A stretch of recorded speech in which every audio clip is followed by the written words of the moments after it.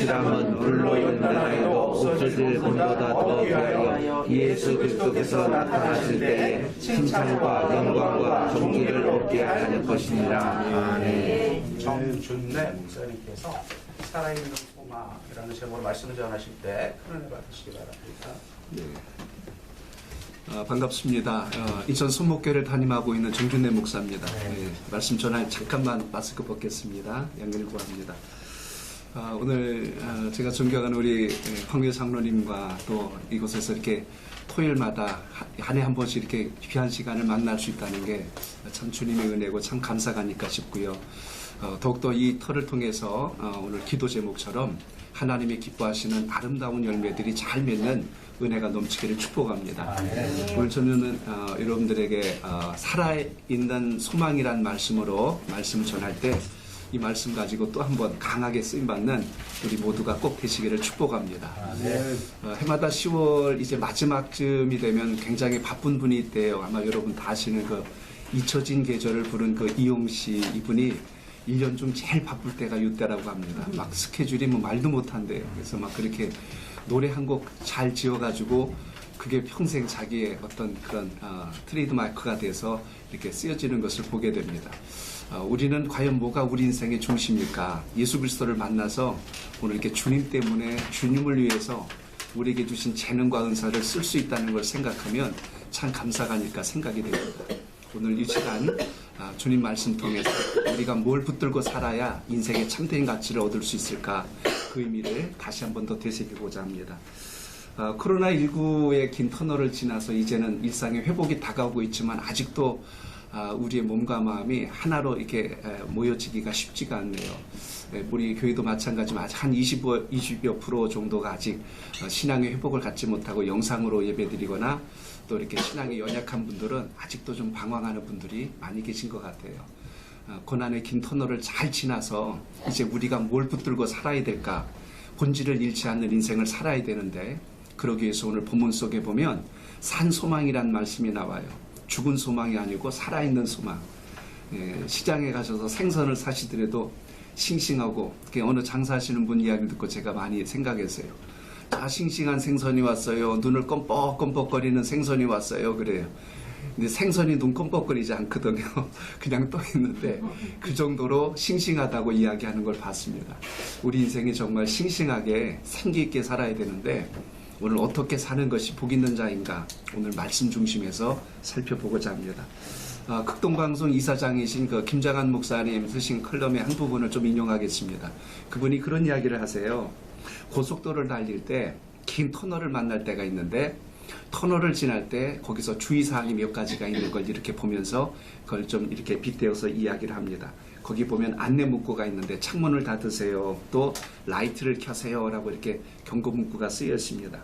그리고 추월하지, 추월금지 이렇게 세 가지가 기본으로 지켜야 될 터널을 지날 때 모습인데 우리 신앙도 저는 똑같다고 생각을 해봅니다. 그 똑같다는 게 무엇이냐면 우리도 인생을 살다 보면 이제 세상의 창은 좀 닫고 주님의 안에서 하나님께 집중하는 능력을 좀 우리가 키워나가면 좋겠는데 자꾸 우리가 곁눈질하고 끼웃거리고 비교하다 보니까 열등감만 늘어가고 비교의식만 늘어가고 경쟁의식만 있다 보니까 하나님이 주신 본질을 잃고 사는 것을 많이 보게 됩니다. 그래서 한국교회도 그렇고요. 우리 그리스도인들도 마찬가지일 겁니다. 우리가 하나님께 집중하지 못하고 살 때가 많은 것 같아요. 자꾸 비교하고 누가 좀 나 알아줘야 되지 않는가, 누가 나 좀 높여줬으면 좋겠는데 자꾸 이런 것 때문에 불안하고 초조하고 더 두려워하고 더 시기하고 분노하고 이렇게 살아가는 우리의 마음속에 주님께서 주셨던 그 부활의 산소망을 자꾸 잃고 있지 않는가. 예배당에 모였을 때만 그리스도인이고 밖에 나가면 세상 사람들보다 더 못한 인생을 산다면 우리는 살아있는 소망이 아니고 죽은 소망. 아까 기도하신 것처럼 열매 맺는 신앙으로 살아야 되는데 열매를 떨어뜨리고 열매를 시들게 하고 열매 없는 나무처럼 우리가 가고 있지 않을까 하는 생각을 가져봅니다. 또 하나는 하나님의 말씀을 통해서 인생의 방향과 빛으로 찾아야 되는데 하나님의 말씀이 아니라 세상에서 오는 것으로 빛을 삼으려고 하니까 힘든 시간들을 우리가 많이 갖고 있지 않을까 하는 생각도 가져봅니다. 시편 119편 115절에 보니까 주님 말씀은 내 발의 등이요 내 길의 빛이라고 했는데 우리의 영적 빛은 얼마나 밝게 비치고 있는가를 늘 점검할 필요가 있다는 것입니다. 그리고 또 하나, 추월금지라는 말의 의미를 이렇게 좀 보면 좋을 것 같아요. 다른 길로 빠지지 좀 말고 하나님 주신 사명 따라 살면 참 좋겠는데, 인생이 자꾸만 사명 따라가는 게 아니라 자기 욕망을 따라갈 때가 참 많다는 생각을 갖게 됩니다. 오늘 이 예배를 통해서 다시 한 번 더 산소망이 회복되는 귀한 여러분의 삶과 또 신앙의 터가 되시기를 주 이름으로 축복합니다. 로마서 15장 13절을 제가 읽어드립니다. 거기 이런 말씀이 나와요. 소망의 하나님이 모든 기쁨과 평강을 너의 믿음 안에서 너희에게 충만하게 하사 성령의 능력으로 소망이 넘치게 하시기를 원하노라 라고 되어 있는데요. 거기도 우리의 삶 속에 소망이 넘치는 걸 어디에다 두었냐면 소망의 능력이라는 것에 두었다는 것을 주목하게 됩니다. 결국 우리의 신앙 속에서 절망이 아니라 소망으로 바뀌는 게 그리스도인인데, 왜 우리가 자꾸 하나님이 아닌 걸 쫓아가면서 주님께 복을 구하고 있을까? 교회 안에 보면 두 부류의 사람이 있는 것 같아요. 예수를 믿는 사람하고 예수 믿고 싶어하는 사람이 있어요. 겉으로 볼 땐 다 교회 안에 있으니까 믿음이 있지만 본질은 좀 다른 것 같습니다. 누구는 주님께 잘 붙어 있는 사람이고 누구는 주님 곁에 그냥 있는 거예요. 붙어 있는 사람은 열매가 맺지만 근처에 있는 사람은 같이 있다고 착각은 하지만 열매는 전혀 없어요. 우리 신앙과 믿음이 그렇습니다. 산소망은 주님께 붙어 있는 사람이거든요. 잘 붙어 있어야 열매가 오지, 내가 열매 달라고 아무리 노력하고 수고해도 붙어 있지 않는 사람에겐 열매가 오지 않습니다. 주님은 우리에게 한 가지를 말씀했어요. 열매 맺어라 가니까 잘 붙어 있어라. 이렇게 붙어 있으면 열매는 따라오는데, 우리는 이상하게 붙어 있는 건 뒷전에다 놓고 열매만 찾아다니다 보니까 나중에 가보면 엉뚱한 자리에 와 있을 때가 많습니다. 제가 우리 교우들에게 가끔 그 이야기를 해요. 뛰는 놈 위에 나는 놈 있고 나는 놈 위에 붙은 놈 있다 그랬어요. 마지막에 붙어 있다가 거기서 탁 뛰어내리면 이기거든요. 근데 우리 신앙이 정말 주님께 잘 붙어 있는가, 그걸 우리가 좀 봐야 되지 않을까 하는 생각을 갖습니다. 오늘 베드로전서는 성도들이 환난과 핍박, 로마의 압제로 인해서 어려움 당할 때 베드로 사도를 통해서 주신 소망의 메시지예요. 너희가 환난을 이렇게 이겨내라, 고난을 이렇게 이겨내라, 역경을 이렇게 이겨내라. 그걸 시작하면서 오늘 첫 마디 한 게 뭐냐면 산소망이 있으라는 겁니다. 그 소망이 없으면 우리가 세상에 고난을 당할 때, 억울한 일을 당할 때 우리는 정말 분해서 못 견뎌할 거예요. 주님 믿은 걸 원망할 거예요. 그래서 이 산소망이 시련을 이겨내고 고난을 이겨내고 세상에서 우리를 오해하고 우리를 음해하고 어떤 악한 행동을 할지라도 그것 때문에 쓰러지지 않는 영적인 비결이 된다는 것을 우리가 볼 수가 있습니다. 베드로 사도는 오늘 여기서 세 가지 이야기했어요. 오늘 본문 중에 보시면 하나님의 긍휼을 하심으로 인하여서 예수님께서 십자가에 못 박혀 죽으심으로 우리에게 구원을 주셨다는 사실을 언급해주고 있습니다. 그러니까 우리의 구원받음은 우리의 잘남이 아니고 하나님의 전적인 은혜라는 걸 잊으면 우린 자꾸 공로신앙을 가지고 주님께 나가요. 주님, 제가 이렇게 했는데 왜 제게 복을 안 주십니까? 자꾸 우리가 따지려고 그래요. 하나님의 전적인 은혜지 우리가 잘했다고 주시는 구원이 아니거든요. 그러니까 구원받은 걸 생각하면 정말 우리는 하나님께 감사드려야 될 겁니다. 주님, 이 땅에 수많은 사람들이 있는데 그 중에 하나님 자녀 되게 하시고 또 우리에게 사명도 주시고 주님의 일 가운데 쓰임받도록 주님께 비전을 갖게 해주신 것 정말 감사합니다. 이렇게 살면요, 원망할 일이 사실은 없어요. 그런데 우리는 자꾸만 비교합니다. 저 사람보다 덜 가진 거, 저 사람보다 내가 조금 그 밑에 있는 거. 그러다 보니까 마음속에는 열등감과 분노 때문에 이게 해결이 안 되니까 신앙의 기쁨까지 다 잃어버립니다. 오늘 주님 또 그 말씀을 하셨어요. 성령님이 거듭나게 우리를 하셨다는 것을 우리가 놓치면 안 되거든요. 그러니까 주의 말씀을 다 듣는데 어떤 분들은요, 이해가 안 된다고 그러고 믿어지지 않는다고 그러고 깨달아지지 않는데, 그 믿어지지 않고 이해되지 않고 깨달아지지 않는 게 나는 믿어지고 이해가 되고 깨달아지니 얼마나 감사합니까? 똑같은 말씀인데 못 믿겠대요. 안 믿어진대요. 근데 이게 순전하게 믿어지니 얼마나 감사합니까? 이 믿음으로 사는 게 그리스도인이요. 그 안에 부활의 신앙이 있기 때문에 살아있다는 것을 우리가 놓치면 안 될 겁니다. 오늘 말씀 속에 또 한 가지 이야기하고 있죠. 예수님께서 우리의 구원을 완성해 주셨다는 겁니다. 내가 이 땅에서 구원을 완성한 게 아니고 주님께서 우리에게 완성해 주시고 우린 그 길을 가는 거예요. 내가 지금 고난의 길, 십자가의 길, 고통의 길을 가는 게 아니라 주님께서 가장 우리를 안전한 길로 이끄시는 그 은혜가 있다는 것을 꼭 기억하시길 바랍니다. 아멘. 여기도 순복음교회 선교사로 파송된 이문미 선교사님을 아마 기억하신 분들 계실 겁니다. 케냐에 파송되신 선교사님이세요. 조인기 목사님을 만나고 저를 케냐로 보내달라고 했어요. 결혼하기 전에 미혼의 여성입니다. 그러니까 목사님 보실 때 그 처녀의 몸으로 그 거친 아프리카에 가서 선교한다는 게 말이나 되겠어요? 안 된다고 그랬죠. 너 가지 마라, 안 된다. 근데 한마디 때문에 바로 그 자리에서 결제가 났대요. 뭐라고 했냐면 이렇게 합니다. 목사님, 주님 계신 곳이 가장 안전한 곳입니다. 저는 그 주님과 같이 갈 겁니다. 그 한마디에 주님 목사님이 이문미 선교사 파송하시고 하고 결제를 내렸다는 이야기가 있어요. 그러니까 주님 안 계시면 아무리 편해 보여도 거긴 안전한 곳이 아니에요. 근데 주님 계시면 내가 아무리 험한 곳에 있을지라도 그것이 복된 터가 된다는 것을 우리의 삶 속에서 기억할 수 있기를 축복합니다. 의식주 문제, 사실 여러분 먹고 사는 문제 누구나 다 필요합니다. 그러나 우리 육신도 그렇고 우리가 사는 세상의 모든 것도 시간이 흐르면 다 낡아지고 부패하고 썩어집니다. 그런데 영원토록 변치 않는 게 하나 있어요. 주님의 사랑, 십자가의 은혜, 구원의 감격은 어떤 것과도 비교할 수 없고 바뀔 수가 없어요. 우리 장로님하고 제가 거의 한 20여 년 넘게 이렇게 뵙게 되는데 늘 한결같이 토요 예배를 드리는 장로님 정말 존경스럽습니다. 이 거칠고 힘든 시대에 하나님 말씀으로 우리의 삶과 중심을 주님께 세우려고 계속 이 몸부림치시는 이 모습을 제가 보면서 참 많이 배울 점이 있다고 저도 생각하고 존경합니다. 오늘 여러분의 신앙과 믿음, 하나님께서 왜 나를 하나님의 자녀 삼아주시고 구원받은 백성으로 살게 하셨을까? 목적의식을 놓치지 말고 오늘도 결단하는 예배자가 꼭 되시길 축복합니다.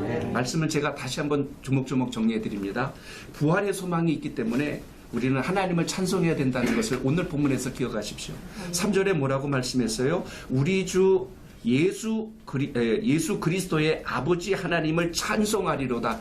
자, 찬송해야 되는데 왜 찬송해야 되는지 소개한 게 그 다음에 나오는 말씀들이에요. 그의 많으신 긍휼대로 예수 그리스도를 죽은 자 가운데서 부활하게 하심으로라고 돼 있어요. 그러니까 부활의 소망이 없다면 우리 신앙 정말 헛됩니다. 십자가 신앙에서 멈추면 안 되고 우리에게 부활의 신앙이 반드시 있어야 된다고 오늘 본문이 말씀해 주고 있습니다. 그러니까 세상을 살면서 내 안에 지금 부활 신앙이 살아있는가?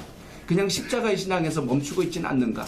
그래서 오늘 산소망, 주님께 잘 붙어 있어서 이 소망을 가지고 사는 은혜가 모든 분들에게 함께 할 수 있기를 축복합니다. 오늘 말씀 속에 보면 또 한 가지 중요한 이야기가 나와요. 오늘 말씀 속에 보면 어떤 얘기가 나오냐면 금보다 귀한 믿음이 우리에게 있다라는 것을 강조해 주고 있습니다. 거기 보면 뭐라고 말씀하냐면 이런 말씀이 나와요. 거기 4절에 보니까 썩지 않고 더럽지 않고 쇠하지 아니하는 유업을 잊게 하시나니 곧 너희를 위하여 하늘에 간직하신 것이라라고 오늘 말씀하고 있습니다. 하늘에 간직한 귀한 것은 세상의 그 어떤 것과도 비교할 수 없는 가장 좋은 것을 우리에게 주셨다는 거예요. 그걸 알 때 우리에게 산소망이 있다는 거죠. 병원의 의사분들이 하는 말씀을 이렇게 또 이야기하다 보면 그런 이야기를 들을 때가 있어요. 병원에 오시는 분들 보면 어느 분들은 막 거의 쓰러지듯이 온대요. 막 옆에서 부축을 받고 와서 어떻게 오셨어요? 그러면 제가 몸이 너무 아파서 아무래도 죽을 것 같은데 이 병이 좀 빨리 진단해서 제가 낫게 좀 도와주세요 하고 정밀 검사를 다 해봤더니 그게 죽을 병이 아니고 그렇게 심각한 병도 아닌데 혼자 상상하고 있다가 자기 이제 곧 죽을 거라는 생각을 가지고 왔기 때문에 거의 쓰러지다시피 해서 실려온 거예요. 나중에 검진 결과를 알려줬대요. 아, 이건 이래서 이런 거니까 걱정 안 하셔도 돼요. 죽을 때는 얼굴이 새까매갖고 쓰러질 듯이 들어왔던 분이 그 이야기 듣자마자 얼굴이 화색이 돌면서 그냥 노래를 부르면서 씩씩하게 가더라는 거예요. 사실 들어올 때 그 사람과 나갈 때 그 사람은 하나도 안 달라요. 근데 뭐가 문제냐면 마음속에 뭘 생각하고 품고 왔느냐에 따라 달라졌다는 거예요.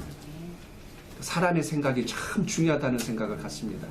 내가 부활신앙으로 살고 있는지 아니면 그냥 눈치 보고 체면 때문에 마지못해서 어떤 나의 이익 때문에 신앙을 도구 삼고 있는지 거긴 결과가 분명히 달라집니다. 이 땅엔 다 예수 믿는 분들 같아요. 근데 저도 자꾸 기도합니다. 하나님, 예수 믿기를 원하는 사람이 아니라 예수 믿는 사람들이 많아지게 하옵소서. 주님 온전히 따르는 사람들이 많게 하옵소서.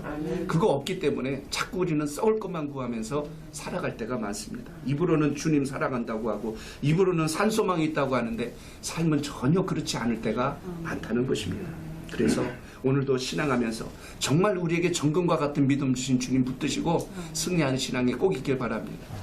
금을 제가 잘 몰랐어요. 근데 금이 24K가 있고 18K가 있고 또 14K가 있더라고요. 그래서 왜 이렇게 붙였나 봤더니 금 함량에 따라 다르더라고요. 24K는 순도가 99.9%, 그러니까 100%는 없어요. 99라는 건 가장 순수한 금을 이야기할 때 우리가 통상 24K를 이야기합니다. 아마 다 아시는 분들도 계실 거예요. 또 18K는 한 75% 정도 금이 함량됐을 때 18K라고 하고 14K는 한 58% 정도 들어가야 그렇게 14K라고 이야기를 합니다. 저 그 얘기를 저는 생각을 해보는 거예요. 아, 그렇구나. 24번 두들겨 맞으면 순금된다. 18번 두들겨 맞으면 그냥 18K 된다. 14번 맞으면 14K 된다. 하나님께 많이 단련되고 훈련될수록 산 믿음, 부활의 신앙, 정금과 같은 믿음이 된다는 것을 생각하십시오. 내가 아직도 불평이 여전히 있고 원망이 있다면 죄송합니다. 좀 덜 맞았어요. 주님께 덜 맞았어요. 그러니까 많이 맞을수록 이게 맞는다는 게 고난으로 해석하지 마시고 그게 내 인생의 걸림돌이 아니라 디딤돌이라는 걸 생각하셔야 돼요. 여기 다 인생의 산전수전, 그냥 공준전. 또 우리 장로님은 정치하시면서 얼마나 많은 걸 보셨어요. 지금도 정치하는 거 보면 답답해요. 제일 우리나라에 좀 죄송합니다. 제일 이렇게 낙후된 게 정치 같아요. 제일 너무 안타까워요. 다른 데는 다 잘 되고 막 세우려고 막 애쓰는데 막 서로 죽이려고 그러고 서로 막 깎아내리려고 그러고 언제 우리나라 정치가 좀 이렇게 칭찬받는 날이 올까 싶을 만큼 안타까운 모습을 이렇게 보게 됩니다. 좀 우리가 좀 상생의 모습을 만들어갔으면 정말 좋겠는데 어느 곳이나 사람 모인 곳은 참 안타까워요. 오늘 말씀의 산수망을 다시 한 번 더 마음에 담고 우리 정말 정금처럼 24K 같은 그런 신앙의 모습이 살아있기를 축복합니다. 하나만 더 말씀드리고 맺습니다. 오늘 부활 이야기를 드렸는데요. 얼마 전에 그 어디입니까? 기독교 방송에서 간증하시는 분, 좀 젊은 분이라 아마 젊은 분들만 아실 것 같아. 오직 예수뿐이네라는 곡을 불렀던 그 소진영 씨가 있어요. 소진영 마커스라는 찬양팀에서 하셨던 분인데 정말 찬양 잘하는 분입니다. 그분 찬양 들으면 참 은혜가 되는데 그분이 간증하는 걸 봤어요. 이분이 젊은 분인데도 인생을 정말 굉장히 힘들고 어렵게 살았더라고요. 그 산 이야기 중에 한 부분만 짧게 제가 전하고 오늘 말씀을 맺고자 합니다. 이분이 25살 때요, 만성 골수성 백혈병을 앓았답니다. 만성 골수성 백혈병이면 거의 시한부 진단이에요. 못 산다는 이야기. 25 나이에 이제 인생 다 살았습니다라고 선언받은 겁니다. 그러니까 얼마나 절망스럽겠어요. 그런데 그게 지금은 완치가 돼서 찬양 사역자로 잘 활동하고 있고요. 가정도 이뤘고요. 아이도 낳았어요. 근데 어떻게 그 사실이 일어나게 됐는지를 그분이 4가지 복에 대해서 간증을 하는 걸 들었습니다. 첫 번째 무슨 간증이냐면 자기가 투병 중에 4가지 은혜를 받았대요. 첫 번째 은혜가 뭐냐면 백혈병 진단을 받은 직후에 그 병을 고칠 수 있는 신약이 나온 거예요. 야, 나는 이제 끝났다 싶었는데 그 약 때문에 지금까지 살 수 있도록 몸을 지켜준 게 정말 주님의 은혜다. 그 이전에는 이 병 걸리면 다 죽었다는 거예요. 근데 약이 나오니까 이제 생명을 연장받아서 너무너무 감사했다는 겁니다. 두 번째는 신약이 나오면 바로 보험 적용이 안 되거든요. 근데 감사했던 것은 이 약이 나오면서 바로 보험이 적용돼요. 한번 치료받을 때 1,000만 원이 넘는데 어떻게 치료를 받겠어요? 보험 적용이 돼서 저렴한 비용으로 치료를 받게 됐으니 이 또한 자기 본인에게는 너무너무 은혜고 감사라는 겁니다. 약이 있어도 못 쓸 뻔했는데 이걸 국가에서 지원해주고 해서 살 수 있었다는 거죠. 세 번째는 결혼을 했어요. 마커스 찬양팀에서 찬양을 하다 형제를 만나서 결혼했는데 그 약을 먹는 동안에는 임신이 안 되는 거예요. 아이한테 치명적이기 때문에 안 된다는 겁니다. 그래서 아이를 낳기 위해서 1년간 약을 끊었대요. 약을 끊고 임신하려고 했는데 1년이 지나도 임신이 안 되더라는 거예요. 그래서 포기했대요. 하나님께서 내 생명은 살려주셨어도 내 이 자녀 주시는 거는 아닌가 보다 하고 포기하고 약을 먹으려고 결심을 하고 이제 산부인과 가서 진단을 하는데요. 뜻밖의 소식을 들은 거예요. 임신하셨다는 거예요. 1년이 지난 후에 임신 소식이 들리는 거예요. 그동안에 계속 1년 동안 아무리 해도 안 됐던 그 약을 끊고 했던 시간이 안 되는데 그때 왜 감사를 했냐면 만약 그때 자기가 포기하고 약을 먹었으면 어떤 일이 생겼을까요? 의사분이 그러는데 만약 약을 다시 복용하고 임신 상태가 되었으면 이 아이는 출산하면 기형아가 된다는 거죠. 근데 그렇게 되지 않아서 지금 건강한 아이 출산해가지고 가정을 잘 이루고 살고 있다는 겁니다. 하나로 이야기한다면 그때 임신 안 된 게 은혜라는 거예요. 하나님 저를 살려주셨으면 임신도 해주셔야 되지 않습니까? 근데 임신이 안 되니까 왜 제게 은혜를 안 주십니까? 처음에는 원망한 거예요. 하나님이 이유가 계셨던 거예요. 몸에 그 약성분이 남아있으면 이게 안 좋으니까 1년을 기다리게 하신 거죠. 그 생각을 합니다. 하나님이 우리 살아갈 때요, 응답을 더디하실 때가 있고 지연시킬 때가 있어요. 우리 교회도 두 번째 건축을 준비하면서 조금 시련이 있었어요. 어려움이 있었어요. 그렇게 해서 저용년동에 다시 땅 부지 매입 계약권을 다 지나가다가 굉장히 좀 또 반대하는 분들 또 찬성하는 분들 이러다 보니까 교회에서 여러 가지 혼잡한 일들이 생겨서 나중에 그 일이 중단됐어요. 처음엔 굉장히 저 절망했죠. 근데 그때가 언제냐면 이 코로나 오기 바로 직전이었어요. 코로나 오기 바로 직전에 만약에 우리가 이 계약이 성사되고 이 건축이 진행됐으면 어떤 일이 생겼을까? 그거 생각만 해도 정말 저 깜짝 놀랐어요. 저 유지가 안 됐을 겁니다. 그거 대출을 해가지고 이렇게 진행한다는 거 상상도 못했을 거예요. 이게 지나고 나서 제가 하나님께 감사해요. 하나님, 그때 건축을 막아주신 걸 감사드립니다. 하나님의 때가 있다는 걸 기다립니다 하고 이렇게 소망의 기도를 드린 적이 있습니다. 오늘 우리 모두도 마찬가지일 거예요. 지금 여러분 하신 일 중에 잠깐 막히거나 꼬이거나 자꾸 지연되는 일이 있다면 반드시 하나님의 섭리가 그 속에 있다는 것을 우리의 신앙 속에 기억할 수 있기를 축복합니다. 오늘 그 믿음 가지시고 아버지의 영광이 여러분 삶 속에 살아있기를 주 이름으로 축복합니다. 이제 말씀 맺습니다. 한 3분만 더 드려도 될까요? 그만할까요? 괜찮습니까? 네. 하나만 드리고 맺겠습니다. 오늘 신학교 이야기 좀 드릴게요. 신학교 학생들, 저도 목회를 했지만 신학교에선 설교학이라는 학문이 있습니다. 그 학문을 통해서 마지막 이제 하는 게 뭐냐, 설교문 작성해가지고 한 10분에서 15분 설교하고 교수님께 평가를 받는 거예요. 이거 통과 못하면 안 되거든요. 어느 학생이 시험을 치르는데요. 시험 치를 때 교수님께 이제 학생들 다 앉아서 이제 쉽게 보면 이제 설교 평가 받는 시간이거든. 교수님이 시점하려고 이렇게 이제 있는데 속았는데 이 학생들하고 교수님을 보니까 준비했던 원고가 하나도 눈에 안 들어오더래요. 뭐라고 얘기해야 될지 생각이 머리가 백지 상태가 돼가지고 부들부들 떨고 있다가 한 2, 3분을 지난 후에 간신히 한마디를 했어요. 뭐라고 했냐면 이렇게 이야기했답니다. 여러분, 제가 지금부터 무슨 말을 할지 아십니까? 이 말 한마디를 하니까 학생들이 몰라요 라고 이렇게 이야기를 했죠. 그랬더니 이렇게 대답을 하더래요. 여러분도 모르는 걸 제가 어떻게 이야기하겠습니까?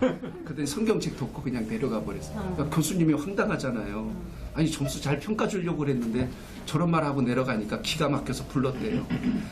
자네는 이렇게 해가지고 어떻게 목회자가 되겠다고 하는 건가?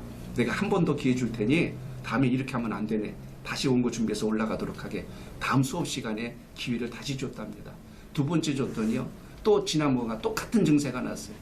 아무도 안 보이고 머리가 하얘져가지고 속에, 그래서 가만히 있다가 또 한마디 했대요. 여러분, 제가 지금부터 무슨 말을 할지 아십니까? 하고 이야기하니까 지난번에 모른다고 했을 때 한 말을 학생들이 기억하잖아요. 그래서 반대로 이야기했대요. 압니다. 그랬더니 학생들이 이렇게 얘기하니까 그 앞에 섰던 그 설교하는 학생이 대답을 합니다. 이렇게 대답했대요. 여러분이 다 아는 걸 제가 굳이 말할 필요가 있겠습니까? 하더니 또 내려가 버렸어요. 교수님 화가 잔뜩 나가지고 내가 마지막 기회 줄 테니 이번에도 안 되면 자네는 F학점이네. 졸업 못하네. 하고 이야기를 했답니다. 그래서 세 번째 다음 시간에 불렀는데 그때 그러더래요. 여러분, 제가 지금부터 무슨 말을 할지 아십니까? 기가 막히지요. 세 번이나 같은 말을 하니까 학생들의 의견이 둘로 갈려졌어요. 안다고 할 수도 없고 모른다고 할 수도 없고 대답이 나왔는데요. 한쪽은 압니다 그랬고 한쪽은 모릅니다 그랬어요. 그러니까 학생이 이렇게 대답을 해주더랍니다. 지금부터 아는 사람이 모르는 사람에게 알려주시기 바랍니다. 하고 끝내버렸어요.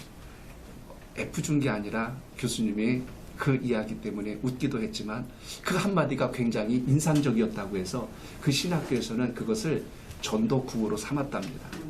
아는 사람이 모르는 사람에게 전해주십시오. 아는 사람이 모르는 사람에게 전해주십시오. 오늘 살아있는 소망에 대해서 말씀을 들으신 여러분, 오늘 이 말씀 가지고 여러분이 하시는 모든 일들이 여기 다 다양하시고 이 지역사를 위해서 훌륭한 일들을 하시는 분들이십니다. 그곳에서 여러분이 만난 산소망, 살아있는 소망을 전하십시오. 그게 그리스도인들이 해야 될 일입니다. 예배당 안에서만 믿음 생활 잘하고 소금통 안에 있는 소금처럼 사는 게 아니고 내가 가진 것을 가지고 맛을 내면서 살면 주님 주신 사명 잘 우리가 감당하는 겁니다. 여러분이 계신 곳에서 살아계셔야 되거든요. 직장에서, 일터에서, 사업장에서, 직장에서, 만나는 곳곳에서 이 향기를 나타낼 수 있는 우리 모든 분들이 되시기를, 또 우리 장로님 하시는 귀한 이 로펌과 또 꿈꾸고 계신 많은 하나님 나라의 그 비전들이 주님을 기쁘시게 하는 살아있는 소망이 되기를 주 이름으로 축복합니다. 우리 좋으신 아버지, 은혜 감사드립니다. 오늘 복된 시간 주셔서 우리의 마음속에 살아있는 소망을 다시 기억하게 하시고, 주님께서 주신 이 소망을 우리 마음속에 묻어두지 않고 전하며 나누는 인생이 될 수 있도록 우리 하나님들 역사하여 주시옵소서.